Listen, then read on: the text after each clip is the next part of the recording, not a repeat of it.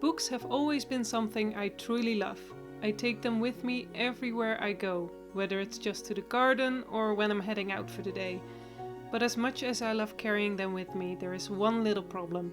My books usually don't stay as pretty as when I first picked them up. They always end up with bent corners or little scratches from being in my backpack. And honestly, I've been hesitant to bring this particular book with me because it's just too beautiful and I'd hate to see it get damaged. I opened my sketchbook to start figuring out a solution. I began with a smaller book I was reading at the time, just so I wouldn't waste too much fabric while making the first drafts.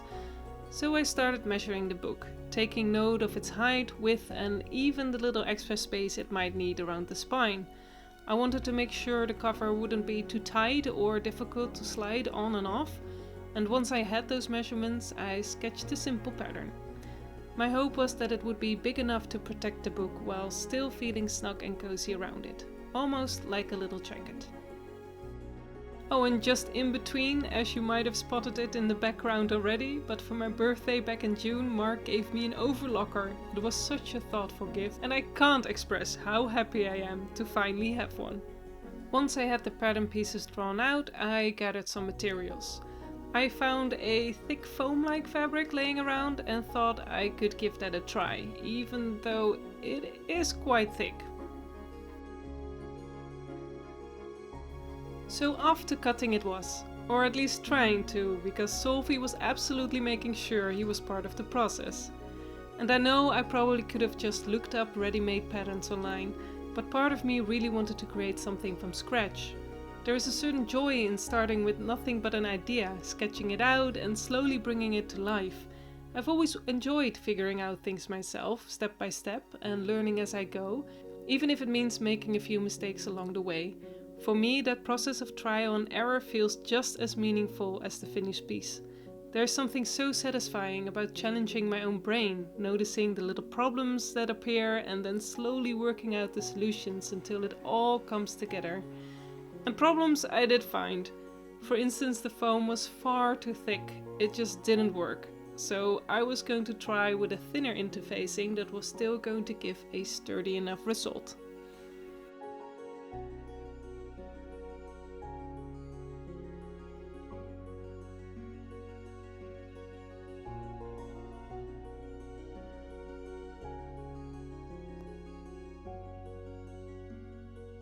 Around the same time, autumn gifted us with something I'd been looking forward to all year.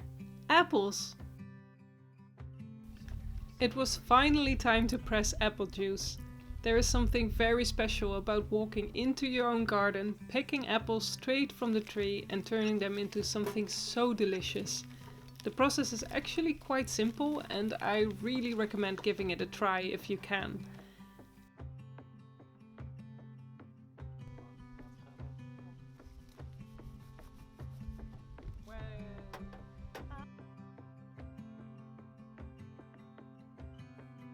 Even though the trees didn't give as much as last year, since the spring stayed too cold for far too long, we still managed to gather a decent amount of apples.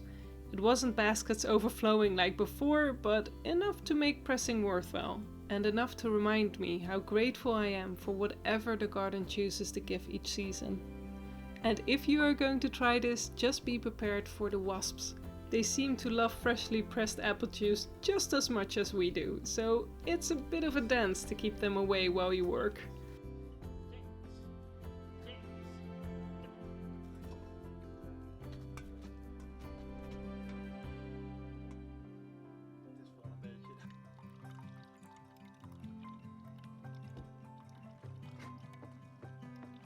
But in the end, we bottled up a few bottles of what I would honestly call the best apple juice in the world.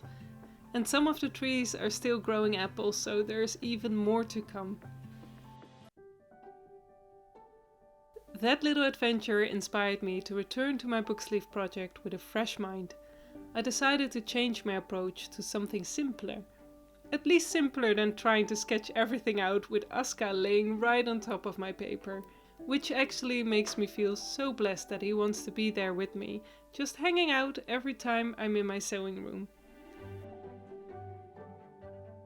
It's such a quiet, comforting presence, having him nearby while I work, and it somehow makes the whole process feel even more cozy and enjoyable. Moments like these make even the smallest creative tasks feel special, and they remind me how lucky I am to have this little companion keeping me company.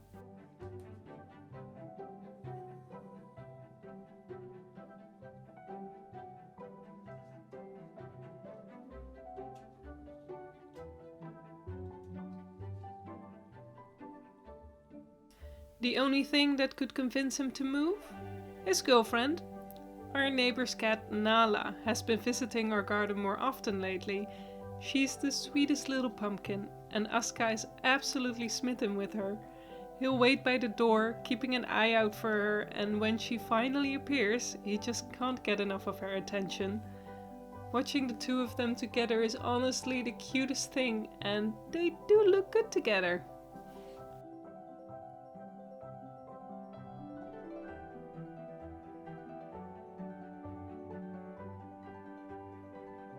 Meanwhile, I managed to finish my new draft for the book sleeve, and I was happy with it.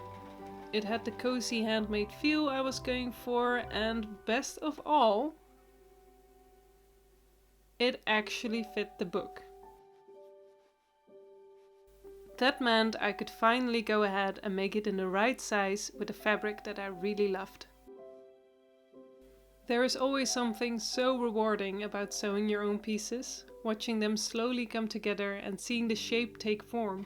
It's a process that really makes you appreciate all the small steps. You notice how each piece fits with the next, how the fabric behaves, and all the little adjustments you make along the way. And then finally holding the finished piece in your hands, seeing how it all came together and how your choices shape the final result. It's just a little bit magical.